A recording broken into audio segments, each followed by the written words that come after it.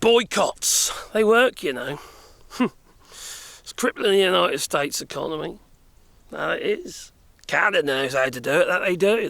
They pretty much showed us the way that they did. Elbows up! Well, they're working so much. Now, Pete Hoekstra, the ambassador to Canada from the United States, he's writing letters. He is writing letters to, oh God, I keep forgetting his blooming name. Your friendly Canadian. He's on Midas Touch. I forgot his name. I keep forgetting his name. Why do I keep forgetting his name? But anyway, that's the old fibre in my brain, that is fibre fog. But anyway, now, he keeps writing letters and what have you. Oh, please, be nice to the United States, pretty much, you know what I mean? Although he did thank him for being kind about Charlie Kirk, which is fair enough, you know. I'm not keen on Charlie Kirk, but, you know, whether he deserved to die or not, I think that's an obvious no, you know. Just need to be locked up in the box somewhere out of the way, you know, so he can't have contact with people. That would have been enough. Now, the thing is, these boycotts, they do work because they're also working on Israel. Now, the world has started boycotting Israel. The world is starting to say, no, you can't have our mega weapons anymore, and that's obviously making it difficult for Israel. Israel's trying to sell their weapons at shows and events and stuff. No one's having any of it. No one's buying. So boycotts do work. They're affecting their economy. Just like Italy, that recently just last week, went on a general strike for 24 hours, crippling Italy because Italy was supporting, Israel. Netanyahu. And their genocide. You know, the Meloni government. But now,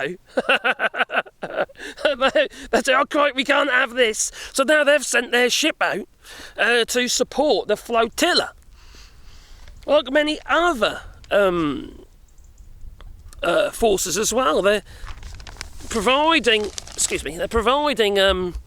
this flotilla of aid to Gaza with support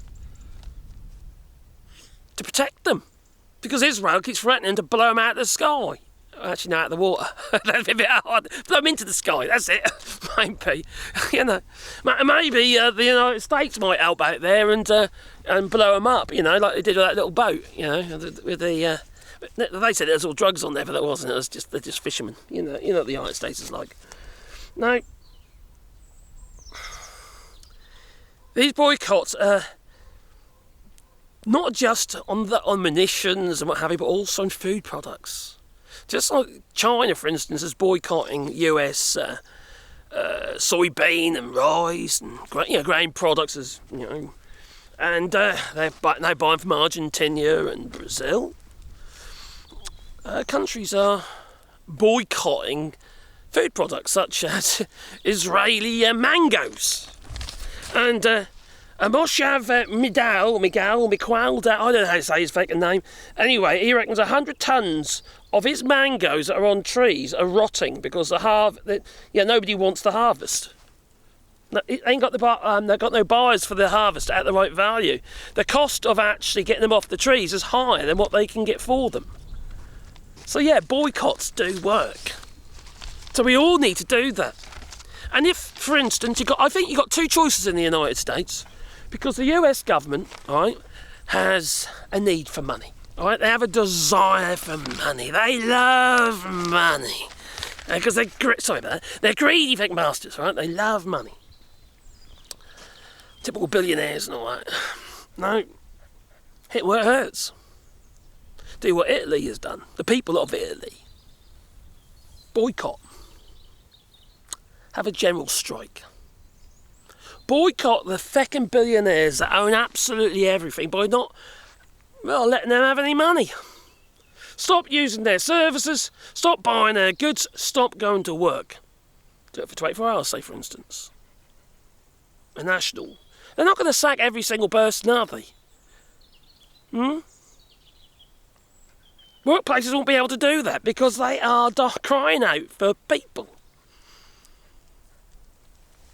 You probably get a pay rise. You know.